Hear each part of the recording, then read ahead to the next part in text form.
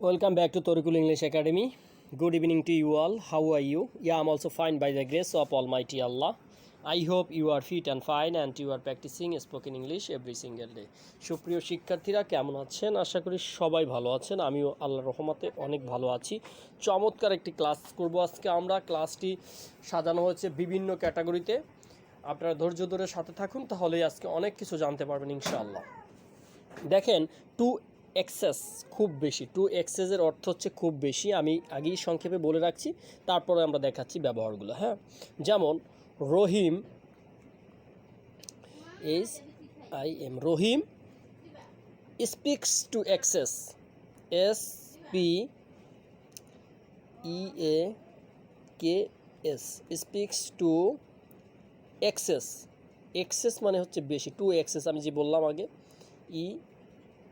EXCESS, access. Rahim speaks to excess, Rahim খুব বেশি কথা বলে। রহিম খুব বেশি কথা বলে। হয়ে গেল আমাদের সেন্টেন্স। তারপরে আমরা আসি দ্বিতীয়টায়। দেখেন, একই প্যাটার্নটা ফলো রাখবেন। To access. এবার দেন, যদি আমরা বলি রহিম, রহিম ওয়ার্কস, WO, এইখানে এস হবে, ওয়ার্কস কেন হবে আপনারা ভালোই জানেন সুপ্রিয় শিক্ষার্থীরা, কারণ এটা হচ্ছে রহিম একটা থার্ড পারসন সিঙ্গুলার নাম্বার, এই জন্য ভার্বের শেষে এস বাই এস যুক্ত হবে। Two access, EXCEXS। রহিম খুব বেশি কাজ করে। আমরা যদি এখন বলি রহিম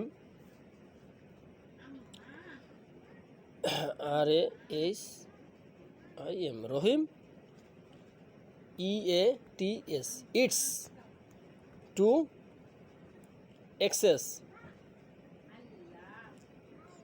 CEXS। রহিম খুব বেশি ভাত খায়। হয়ে গেল আমাদের সেন্টেন্স। সুপ্রিয় শিক্ষার্থীরা, বিষয়টি একটু মনোযোগ দিয়ে খেয়াল করতে হবে, তাহলে কিন্তু আপনি পেরে যাবেন। এটা কঠিন কিছু না। এখন আমরা যদি লিখি POPOI, মনে করো একটা নাম, Popy speaks, SPEAKS,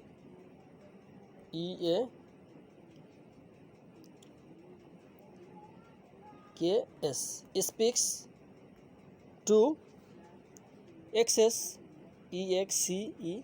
EXCEXS। Popy খুব বেশি কথা বলে। হয়ে গেল আমাদের সেন্টেন্সটা কিন্তু এভাবে মেক করতে হবে। তাহলে আমরা প্রথমে বলছি Rahim speaks to excess, Rahim খুব বেশি কথা বলে। Rahim works to excess, Rahim খুব বেশি কাজ করে। Rahim eats to excess, Rahim খুব বেশি খায়। Rahim Poppy speaks to excess, Poppy খুব বেশি কথা বলে। আমাদের এই টু এক্সেস, ঠিক আছে, এই এক্সেস টু এক্সেসের অর্থ হচ্ছে বেশি। হয়ে গেল আমাদের সেন্টেন্সগুলো। এবার আমরা চলে যাই অন্য একটা সেন্টেন্সে। দেখেন, এই কথাগুলো আপনার সচরাচর বলতে হয়। কীভাবে মুখস্থ করব? দেখেন, এখানে আপনারা জানেন হাউ অর্থ হচ্ছে কীভাবে, হাউ টু মেমোরাইজ। হয়ে গেল সোজা, MEMORIZE,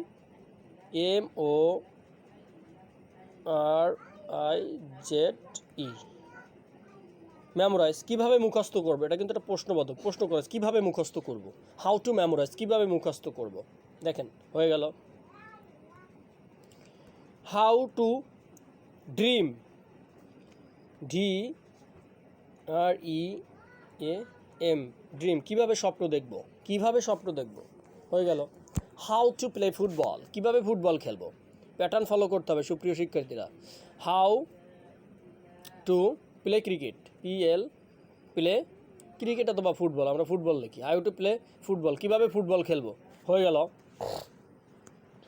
কীভাবে মেসেজ করব, সুপ্রিয় শিক্ষার্থীরা খেয়াল করতে হবে, এগুলো কিন্তু খুবই প্রয়োজনীয় sentence. How to message, MESS, এই যে মেসেজ। হাউ টু মেসেজ, কীভাবে মেসেজ করব। হয়ে গেল আমাদের সেন্টেন্স। একদম অনায়াসে হয়ে যাচ্ছে। আমরা সেন্টেন্সগুলো কিন্তু এভাবে তৈরি। হাউ টু ক্রাই, কীভাবে কাঁদবো। হাউ টু CRY, ক্রাই, কীভাবে কাঁদবো। হয়ে গেল, ঠিক আছে। এইভাবে কিন্তু আপনিও চাইলে আপনি এইভাবে প্রচুর সেন্টেন্স মেক করতে পারেন ভার বসিয়ে। দেখেন, আমরা আরও কিছু তৈরি করে দিচ্ছি ইনশাল্লাহ। এগুলো আপনি বুঝলেই আপনি এগুলো নিজে থেকেই করতে পারবেন, জাস্ট একটু প্র্যাকটিসটা করতে হবে। How to right, W R এই রাইট। হাউ টু রাইট, কীভাবে লিখব, হচ্ছে না? হচ্ছে, আশা করি খুবই ভালো হচ্ছে, আপনারা বুঝতেও পারছেন।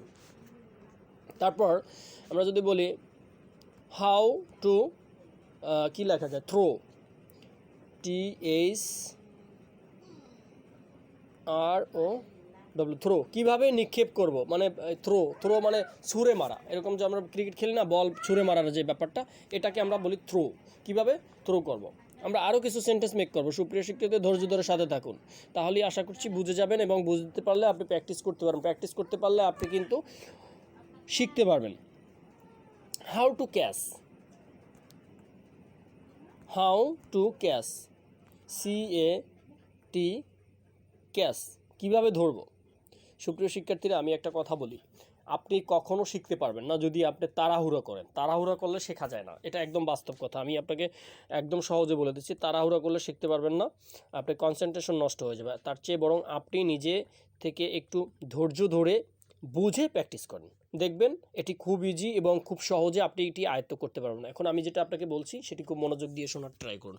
এই যে সেন্টেন্সগুলো আমি লিখলাম, আপনি কিন্তু বুঝতেও পেরেছেন। এখন বুঝতে পেরেছেন, বোঝাটা ইম্পর্টেন্ট, কিন্তু বোঝাটার চেয়ে চর্চা করাটা অধিক ইম্পর্টেন্ট। আপনি যদি বোঝেন আর চর্চা না করেন, তাহলে আপনি কখনো সেগুলো বাস্তব লাইফে অ্যাপ্লাই করতে পারবেন না। এখন বিষয় হচ্ছে, এখানে শেখার চাইতে বলার গুরুত্বটা অনেক বেশি। শেখাটা কোনো শেষ নাই, কিন্তু বলাটা শেষ আছে।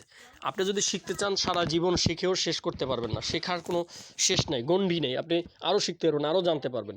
কিন্তু যদি আপনি ন্যাচারালি কথা বলতে চান, স্পোকেনে কথা বলতে চান, স্পিক করতে চান, তাহলে আপনাকে প্র্যাকটিস করতে হবে। Lot of thousand of second minute practice, more and more practice. প্র্যাকটিসের কোনো বিকল্প নয়। পৃথিবীতে যত বড় মেধাবী স্টুডেন্ট, যত বড় মেধাবী স্যারই হোক না কেন, সে যদি আপনাকে যত ভালোভাবে বুঝাই দিক না কেন, আর আপনি যদি চর্চা না করেন, তাহলে এটি আপনার কোনো কাজে আসবে না। বোঝাটা ইম্পর্টেন্ট, আমি আবারও বলছি, বোঝাটা খুবই ইম্পর্টেন্ট, তবে বোঝার চেয়ে চর্চা করাটা অধিক বেশি ইম্পর্টেন্ট। অনেকে পড়াশোনা না জানা ব্যক্তিও ইংলিশে কথা বলতে পারে, কারণ সে চর্চা করেছে। চর্চার যদি ম্যাক্সিমাম টাইমটা আপনি চর্চা করতে পারেন, তাহলে ইংলিশে কথা বলাটা খুবই ইজি হয়ে যাবে আপনার জন্য। আশা করি বুঝতে পেরেছেন। আর যদি আপনি বুঝতে পারেন, আর যদি এই ভিডিওগুলো আপনাকে সামান্য পরিমাণ কোনো ভাবে ইন্সপায়ার করে থাকে, তাহলে অবশ্যই লাইক, কমেন্ট, শেয়ার করে আমাদের পাশে থাকবেন, এবং নতুন নতুন ভিডিও পাওয়ার জন্য বেল আইকনটি অন করে রাখবেন। সবাই ভালো থাকবেন, সুস্থ থাকবেন। আজকে এখানে শেষ করছি, নতুন কোনো ভিডিওর সাথে আবারও দেখা হচ্ছে। এই পর্যন্ত সবাই ভালো থাকবেন। আসসালামু আলাইকুম।